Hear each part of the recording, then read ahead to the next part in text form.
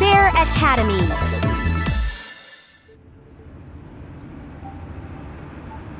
Even after Koji arrives at Y Station as directed, Fuminori calls him and makes him change locations 3 more times. Koji's beginning to doubt that Fuminori is watching. He might just be using the time to guess when Koji arrives at each designated location. Nevertheless, Koji can't let his guard down. Fuminori might choose any moment to make sure that he's alone. If he makes a mistake and puts Fuminori on alert, Ryoko will lose a chance to take him by surprise. She'll just have to put up with the cramped trunk for a little while longer. After the nature preserve and the dry riverbed, the 4th location to which Fuminori sends Koji is the thick forest at the top of the foothills, high above the developed area at their base. His car's GPS shows a road that leads nowhere, but according to Fuminori, there should be an old abandoned sanatorium there. The park and river were empty this late at night, but during the day would likely have considerable traffic. This time, however, his instinct is telling him that it's definitely a place that no one could find, even by accident. It looks like this is the final stop. Koji drives up the steep incline, soon leaving the residential neighborhood behind. Even though the hands of progress are right at his doorstep, the undeveloped forest is darker than expected. This looks like a great place to live in secret, or to kill someone and hide the body. Well, round 2, I guess. Places like this, lost and forgotten, aren't found only in deep jungles and hidden valleys. Holes in the world are everywhere, even in the midst of civilization. A broken down gatepost suddenly appears in Koji's headlights, like a ghost rising from the darkness. It looks like this is the final stop. He rolls up the gate and turns off the engine, giving himself to the silence in the forest. His phone starts ringing almost immediately. He doesn't need to check who it's from. I'm here. Yeah, I heard you. Welcome to my new home. Fuminori is nearby, close enough to hear the sounds of the engine. A shiver of excitement shoots up Koji's spine. Come inside, Yo's waiting. Fuminori hangs up without another word. After grabbing his new flashlight from the glove compartment and checking that the revolver is still in his pocket, Koji opens the door, making sure to pop the trunk at exactly the same time. Ryoko shouldn't need any more explanation than that. Realizing that the interior roof light will stay on and broadcast that the trunk isn't closed, Koji quickly unscrews the bulb, then gets out of the car and deliberately slams the driver's side door hard. Mountains of trash to the front yard, forming a serviceable barricade.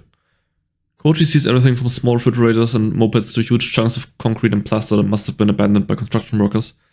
The fact that they could get away with leaving all the stuff behind shows just how remote this place is.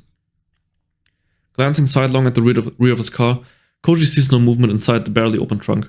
Ryoko knows what she's doing. She'll probably wait until Fuminori's attention is focused on Koji before making a move.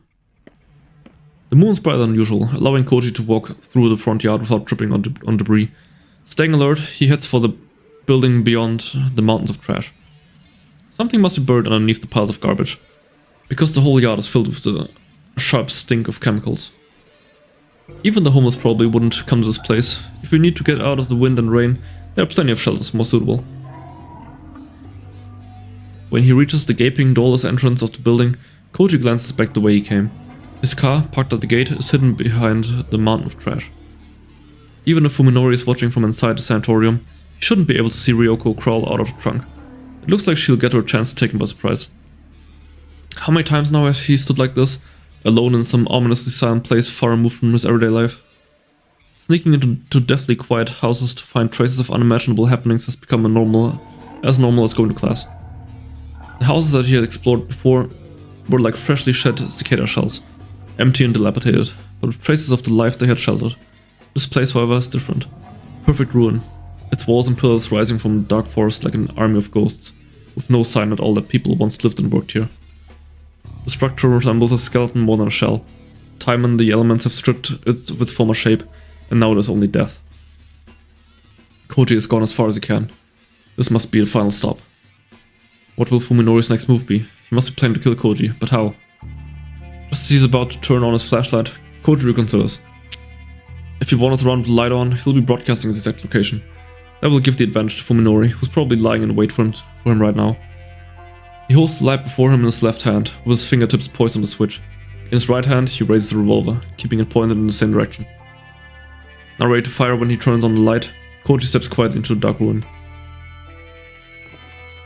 It takes a while for his eyes to adjust, but even when they do, he has only moonlight streaming through empty windows to guide him.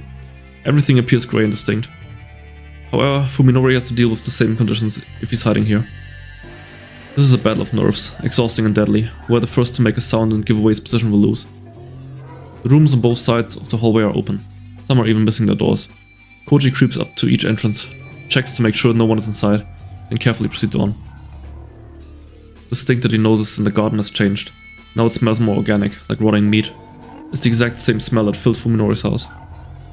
The organism's flesh freely expands in a manner that renders piercing damage meaningless. Meaningless. Koji grits his teeth and forces the madman's words out of his head.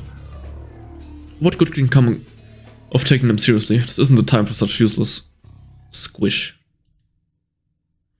Koji freezes and stares down the hall.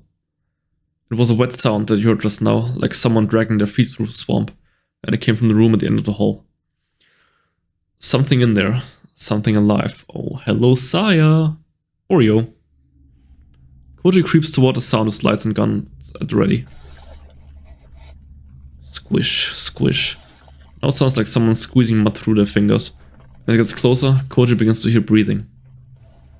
Could it be Fuminori? No, that's impossible. He should be waiting for a chance to ambush Koji, not making careless noise. Probably gonna be Yo. As he proceeds, the strange sound coming through the cracks in the concrete walls grow clearer. Before he knows it, he's standing on the threshold. The room is filled with thick, vicious darkness, just like every other room that he's passed. There's more than just darkness, however. Something is there. He can hear pained breathing, like that of a wounded animal, and what sounds like sobbing. Sobbing. Who's there? Koji whispers into the darkness. Now that he's given away his position, he might as well turn on his light. For some reason, however, Koji feels that do so would have disastrous consequence. Yeah, you probably don't want to see that. Last time I heard her voice on the phone, she was sobbing. The wheezing suddenly stops. And then... Yep, it's her. A whisper comes out from the darkness, though not a human voice, not by any measure. It speaks some blasphemous semblance of human words. A nightmarish flash of insight connects the dots in Koji's mind. Tsukuba? It can't be. Yo doesn't sound like this. She doesn't smell like this. Please, Koji, kill me. But if it's not Yo, then how does it know its name? Why is it begging him for help? No, it can't be Yo. She's human, not some creature that slithers and hides in the shadow. It hurts. This body always hurts. Save me, Koji. The thing wriggles closer. His reason cries out, imploring him to switch the light on before it's too late, or to turn and run, if he cannot. But Koji is unable to make either choice. He can only call out in vain to the amorphous shape in the darkness. Is it you, Tsukuba? Is it really you? Let me die. No more. Please, kill me. Something soft and slimy slides over Koji's toes. Instinct overrides his will, forcing him to turn on his light and shine it at his feet. Oh, here we go.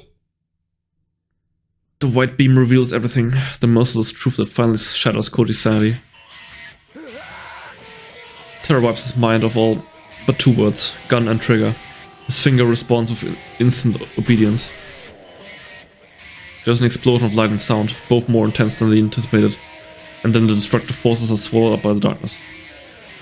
That probably won't kill her. His ears are still ringing from the bang, but he hears a weak voice coming from the shadows. It hurts. Koji screams and pulls the trigger again and again, certain that salvation can only come from the barrel of his gun. Only got one more shot.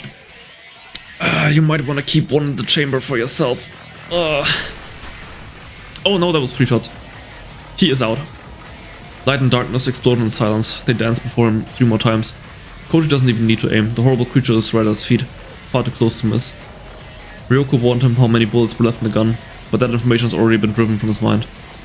Even after the cold, heavy gloom wraps itself around him once more, Koji keeps pulling the trigger like a man possessed, paying no heed to the clicking of the empty weapon. His panic-stricken legs suddenly give out, sending him down hard on his backside. Even then, he keeps firing his empty gun. He knows no other way to erase the memory of the thing that he glimpsed in the beam of his flashlight. The light, which fell from his hand during the attack, is now pointing in a different direction. And though all 4 bullets must have hit their target, they were Koji's last card to play. Which leaves him alone in the darkness with no way to defend himself. And just as he realizes this, a massive rotting flesh rolls over him like a tidal wave. Oh no, Koji, my man. Oh, yikes. It hurts, it hurts, it hurts, it hurts, it hurts, it hurts.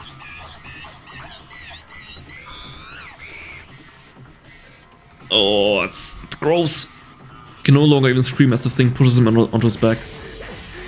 With fear seizing his throat in an iron grip, Koji struggles desperately against the monster as it crawls up his body towards his face. Covering his face with his left hand, he scrabbles wildly along the floor with his right, searching for a way out that doesn't exist. His mind is that of a feral animal, empty of everything but primal terror. And that is why, when his right hand closes around something hard at the last moment, he recognizes it instinctively as a weapon. Putting every ounce of strength into his arm, Koji swings the heavy object at the creature on top of him. He hears the thud of a blunt object striking something soft and wet, and then Koji's attackers roll off him. As soon as he is able to move again, Koji leaps to his feet and grabs his new weapon with both hands, brandishing it like a charm to ward off evil. Only now does he realize that he's holding a rusty steel pipe. The monster is still sobbing. With a cry that is part scream, part roar, Koji raises the steel pipe and brings it crashing down on the cowering creature. He hears a wet sound and feels the blood-chilling sensation of its thick, soft flesh absorbing the blow. These combine to evoke an instinctive loathing that wipes his mind of all but the urge to destroy. Die, die! Shine! Consumed by the same desperation with which he kept firing the empty gun, Koji ran blows after blows down on his enemy. After the 10th blow it stops sobbing, after the 12th blow it stops moving, and after the 13th blow it begins to feel and sound more and more like he's beating a puddle of vicious liquid.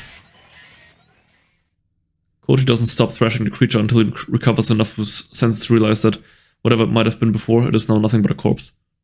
Damn, really did. The pipe in his hand, covered with unidentifiable fluids and filth, suddenly feels unbearably heavy. You still haven't seen the most damning part of all this. Ryoko's voice plays back in his head, and at last he knows how merciful her warning was. Now that his eyes are as open as hers, he is able to laugh in contempt of his own foolishness. 20 years of memories in the light of his son. If they were indeed precious to him, then he should have never come to this place. The black flames of despair rise within him, consuming fear and revulsion and pity. Only rage and hatred remain. Every cell in his body cries out for vengeance, for the blood of the man who poisoned him with truth and tore him from the womb of innocence. And then Koji, slave to hate, hears the sound of someone sneaking up behind him. Koji rolls, swinging his pipe with all the force he can muster. His enemy hastily leaps back to avoid a strike, surprised by his failure to catch Koji off guard. Twisted shadows dance in the beam of the light on the floor. Readying his pipe for the next blow, Koji faces off against the second attacker. Sakisaka Fuminori. For this moment, Koji could never have imagined that he would ever speak to his friend's name with such hatred. Hey, that was a pretty heavy swing just now. You tried to kill me or something?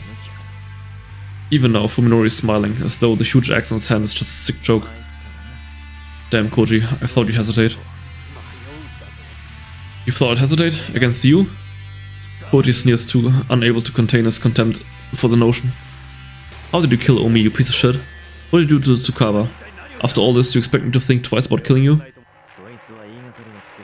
That's my line, Koji, Fuminori growls, looking sadly at the pile of dead flesh at Koji's feet. How could you do such a horrible thing to Yo? I'll make sure you suffer before I kill you. The blade of Fuminori's axe carves a murderous arc through the darkness, glittering menacingly in the faint light coming from the floor. Koji raises his pipe to block the ferocious swing. The heavy impact numbs his arms, but his large frame takes the blow without giving any ground. Fuminori presses the attack, delivering the second blow and a third. His axe, designed for chopping down trees, is deadly and more durable than the piece of pipe Koji found discarded on the floor. Each strike Koji blocks sends chunks of rust flying from his makeshift weapon. He can't win as long as he's on the defensive. He needs to create an opportunity to attack. Bastard. Koji blocks a crushing downward swing, then pushes back hard before Fuminori can pull away, throwing him off balance. Fuminori stumbles backwards, then plants his feet to steady himself. Taking advantage of his opponent's temporary immobility, Koji delivers a punishing low kick to Fuminori's outer thigh. Ooh, it's getting intense and you do try to take a swig. Stay hydrated, kids. Ugh. Fuminori grunts and retreats, swinging his axe wildly to prevent Koji from following up with another attack. Koji, however, does not press his advantage. He just stands where he is, calmly spearing Fuminori with his stare. You've never been in a fight, have you? Fuminori roars and comes in for another attack, but the damage to his right leg seems to be slowing his swing. Easily blocking the axe with his pipe, Koji waits for Fuminori to exhaust himself. Shit! Fuminori delivers blow after heavy blow, howling savagely all the while. What he does not realize, however, is that the situation now favors composure, not brute force. When Fuminori raises his axe high for yet another attack, Koji sees that his movements have grown dull enough. Seizing the opportunity, Koji charges into Fuminori's range and grabs the haft of his axe with his left hand. As Fuminori recoils in fear, Koji swings his pipe hard at his enemy's unprotected side. He feels the crunch of ribs breaking. Pain drives Fuminori to his knees, staring down at Fuminori's defenseless head. Koji, surprised by his own lack of emotion, raises his pipe high to deliver the finishing blow, which is when something wraps itself around his left ankle. Hi, sire. What? The instant Koji panics at the unexpected sensation, something soft yet strong winds itself around his right leg and drags him to the floor before he can resist. He twists his body and tries to swing the pipe at the unseen enemy behind him, but his right hand too is seized by the same flexible force. He wasn't able to feel it through his pants, but now his blood turns to ice at the cold slimy sensation of the thing wrapped around his uncovered wrist. That monster's still alive? That's it, sire, Fuminori says encouragingly. Even while kneeling on the floor, his face twisted in pain, he manages a terrible, victorious grin. Sire. This monster is sire. Koji struggles desperately to free his limbs from the creature's slimy grip, but more tentacles swarm over his body, stealing his freedom of movement. The horror has already driven Koji half mad. Just imagining the creature's appearance is enough to send him into a mindless panic. His scream is suddenly cut off as a slimy appendage seizes his throat. This most deadly tentacle isn't just cutting off his windpipe, it's trying to snap his neck, and it's getting tighter. Koji is certain that this is the end, but just as his vision begins to dim, an explosion brings him back to his senses. Oh yes, Ryoko! Yeah! With a horrifying, inhuman scream, the creature releases Koji and retracts his tentacles. The first thing he sees after regaining his mobility is Ryoko running down the hall with a smoking shotgun in one hand and a silver tube in the other. Doctor! Ryoko responds by tossing him the tube. Though still lying on the floor, he manages to snatch it out of the air. It's the thermos she showed him at the restaurant, the one she called her secret weapon. Was it silver bullets? Pour it on that thing, Ryoko shouts to Koji. At the same time, she aims her gun at Fuminori, who's still on his knees 5 paces away. The double-barrel shotgun still has one shot loaded. The monster that attacked Koji is writhing in agony. It hasn't yet recovered from Ryoko's shot. But he's already seen that bullets aren't enough to kill these creatures. Now is his only chance. What are you doing? Fuminori growls, gritting his teeth against the pain of his broken ribs. Forcing himself to be calm, Koji stands and carefully unscrews the lid of the thermos. There's no question in his mind that something extremely potent is inside. As soon as it is unsealed, a thick white mist pours out of the thermos and the surrounding air turns freezing cold. Liquid nitrogen, I would assume. Instantly guessing what's inside, Koji lobs the thermos at the pile of flesh convulsing on the floor. Thermos sails through the air, spewing white fog, and like a baptismal font showers its liquid contents upon the hellish creature. Yeah! Oh, it's loud. Its scream this time is incomparable to before. The monster thrashes in agony, breathes in white smoke. Its screams are joined by Ryoko's cackling. That's minus 197 degrees, you fucking monster.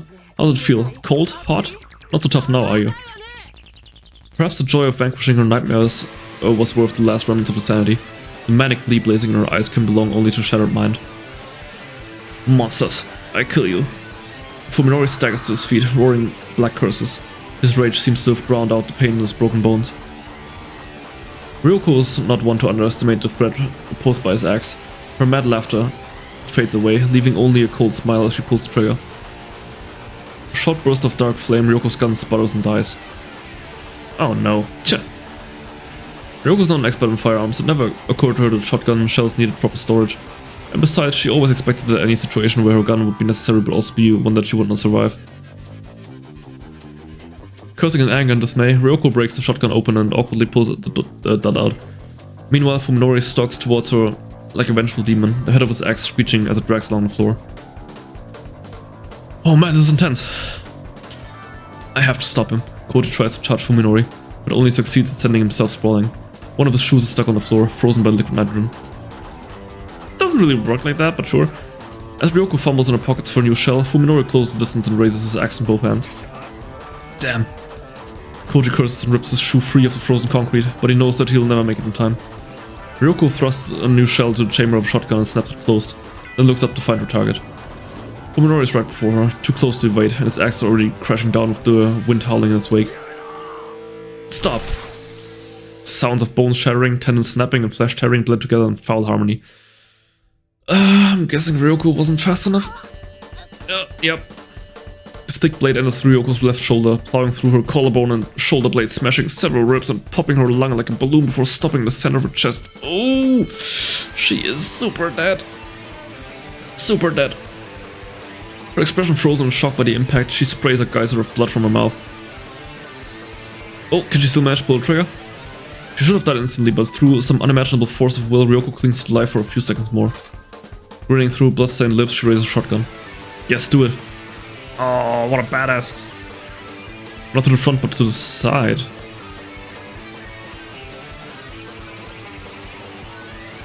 She's shattering the frozen Saya, I assume?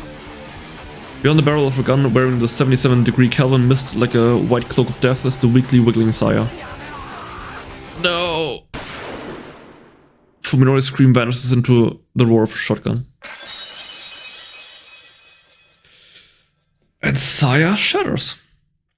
The destruction is absolute. The impact of shotgun pellets obliterated the half of Saya's body that fell prey to the liquid nitrogen. The frozen particles of Saya's scattered flesh drift to the floor like snow. Even the creature's special biology is insufficient to seal a wound of this size.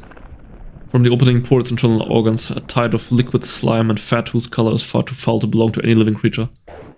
Ugh. The monster convulses, wailing in a weak, pitiful voice. Saya. With his axe still buried in Ryoko's body, Fuminori stares at the dying creature, his expression utterly devoid of emotion.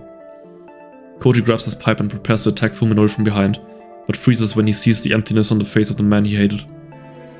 Fuminori pulls his axe out of Ryoko's corpse, then looks at Koji with glazed eyes. There's no recognition in them, nor hate nor rage. When Koji meets Fuminori's blank stare, he knows. There's nothing left in him to kill. Fuminori grips the axe closer to its head and raises it high, the blade towards his face. Gotta kill yourself with an axe? That's a little painful. Koji doesn't know whether he should interfere, but even if he wanted to, what could he say to stop Fuminori? Fuminori pulls his head back slowly, then dives his face into the blade of the axe like a spring-loaded toy? Oh.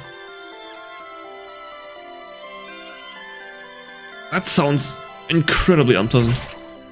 Crunch. His skull caves in with dull, wet sound, and a sprays of blood catches Koji in the face.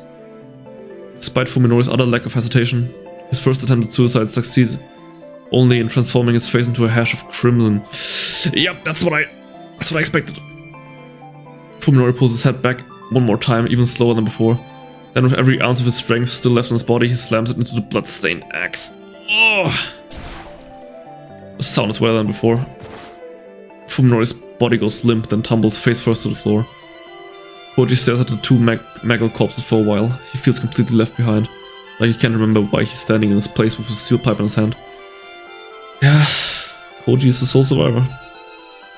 The stale air filling the ruined building becomes choked with the stench of blood, and the crimson puddles gradually spread across the snow-covered floor, yet the tranquility of the scene makes it seem like a painting.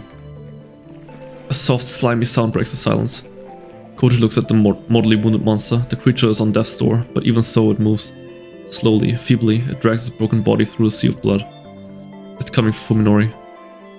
Koji had forgotten his anger, but now it comes surging back at full force. Die.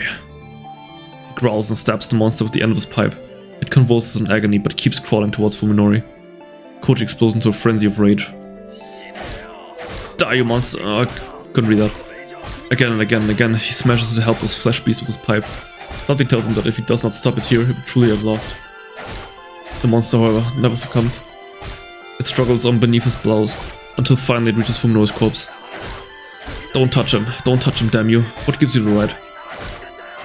Koji keeps swinging, his fury unabated even as tears start to pool in his eyes. The monster's slime flies through the air, joining with the blood already covering his face. The creature extends one thin, trembling tentacle to touch Fuminori's shoulder, then lovingly caresses his blood-stained cheek. And then it stops moving. Even in its final moments, the monster would not let Fuminori go. It died joined with him. At last, Koji knows that the world he loved is gone forever.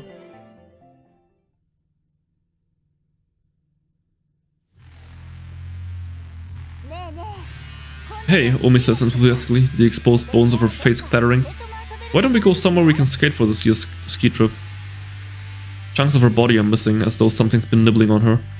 It makes her look a lot thinner. She's been worried about her weight recently, but now she shouldn't need to diet.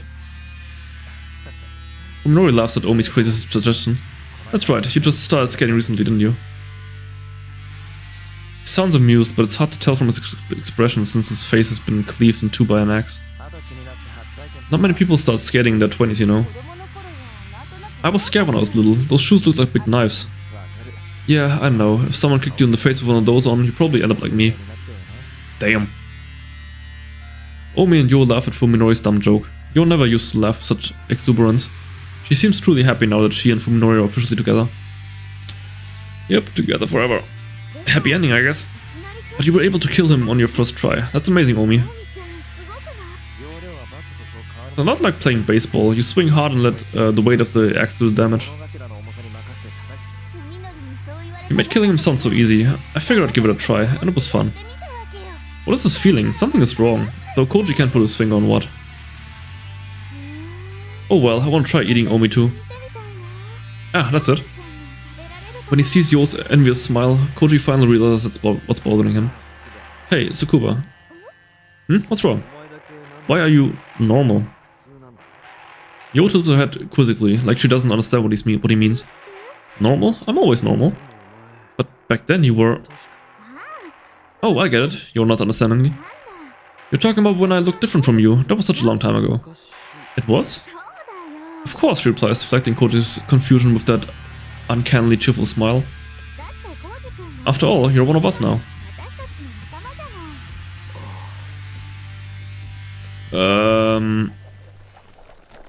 Oh, of course. Koji looks down and is satisfied to see wriggling tentacles where his arms and legs should be. When he opens his eyes, his mattress and pillows are soaked in sweat. Oh, it was all just a dream. It's always the same nightmare. He doesn't know how many times he's had it, but at least he's not leaping out of bed screaming anymore. He sits up, clutching his throbbing head. It's 4 in the morning. He hasn't had nearly enough rest, but he probably won't be able to get back to sleep tonight. Time for a smoke. A full pack will last him until dawn. Now, where did he put the pack he bought yesterday?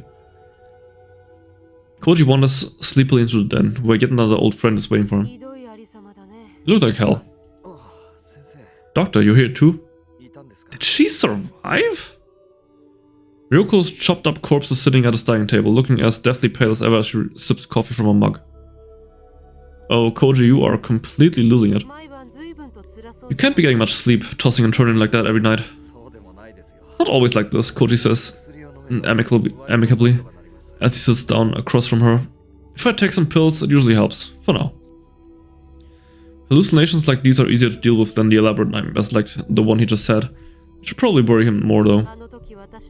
If you'd listened to my warnings back then, you wouldn't be in such bad shape now. Let's stop talking about that. What's done is done.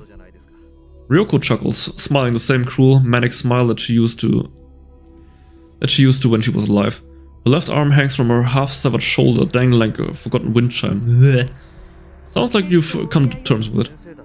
You were the same, weren't you? You managed to pass yourself off as an elite neurosurgeon most of the time. It's not that hard keeping up appearance when you have to. The corpse shrugs her intact right shoulder and grimaces in disgust as she takes another sip of her coffee. But it's only going to get worse, you know. Time heals emotional wounds, but within you, it's more like you've been poisoned. She's probably right. Everyone dreams at night, no matter how dim the memories may get. The nightmares will always be there to tear into Koji with fresh fangs. The insanity that has taken root in his heart will grow, eventually consuming everything that's left inside of him. In my case, I've had you to learn from. I'm ready for anything. Is that so? Koji nods, smiling confidently, then stands and walks to the bathroom, where he retrieves the weapon that he kept hidden behind the mirror. Ogai's revolver, the one souvenir that Koji brought back from the other world that night. It was tough, but I finally found someone who deals in these things. Oh no, Koji. I bought bullets for it. Can you believe that ammunition is more expensive than the gun itself? How about that? I mean, yeah, because a gun is worthless without ammunition. In the mirror, Koji sees Ryoko with her axe-inflicted gash reversed. She raises her mug in a toast to Koji's resourcefulness. So, how many shots did you buy? Let me guess. Just one.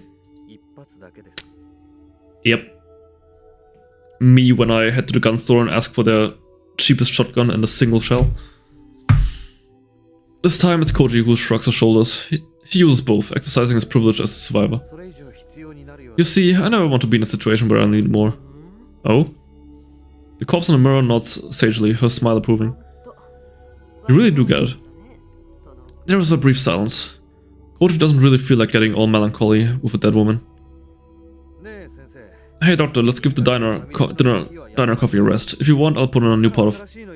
When Koji turns around halfway through the sentence, he realizes that the room is empty but for the silence of the night. And so, Koji returns to the world of the same. He lights his first cigarette of the night and takes a deep drag. While sitting alone in his den, puffing on a smoke, he stares at the gun in his hand. He knows just how precarious the cliffs he's standing on. The final line of which Ryoko spoke is now one step behind him. Koji no longer has anything to protect his soul. Now that Ogai Masahiko's fantasies and Tambo Ryoko's delusions have all become tangible horrors, he knows that insanity and despair truly are. Back in the real world, Sakisaka Fuminori is wanted for several gruesome murders. It didn't take long for someone to discover the stockpiles of human meat in the empty Sakisaka and Suzumi homes. In the two refrigerators were found the remains of Suzumi Yosuke, his wife and daughter, and Takahata Omi. They found the clothes of and other effect of Tsukuba Yo, but were unable to locate any trace of her among the various body parts. A fact that made Koji's nightmares all the more vivid. Dr. Tambo Ryoko of the Tio University Hospital vanished mysteriously around the same time. Because she was Fuminori's chief physician, the police have been investigating her connection to these crimes. As for the two corpses secretly buried in the backyard of a certain ruin, well, they'll probably never be found, and this incident will become just another cold case. Koji alone knows what really happened, and he has no intention of revealing it, not now, not ever. Ogai's writings were not nonsense, which means that everything else was. What fool was it who said that men are the lords of the creation? Those who can believe in paltry things like human wisdom and valor are those lucky innocents who have nothing looked into the abyss. Koji can no longer share in their blessed ignorance. He knows he has been defiled by this insanity called truth, and he will never believe again. If he has been poisoned, as Ryoko's ghost said, then that poison is none other than the truth itself. Just as pure oxygen is harmful to the body, the naked truth has the power to destroy men's minds. Only by diluting it with lies and taking it in small doses can humans maintain a healthy soul. No matter what horrors the world might hold. Words once spoken by the living Tambo Ryoko passed through Koji's mind. I still had some power against the madness. That, without a doubt, was the comfort that she kept hidden in her bosom. The only thing that allowed her to face her dreams each night. Koji has taken his predecessor's lesson to heart. He's prepared for anything. One bullet is always behind the bathroom mirror, promising him salvation.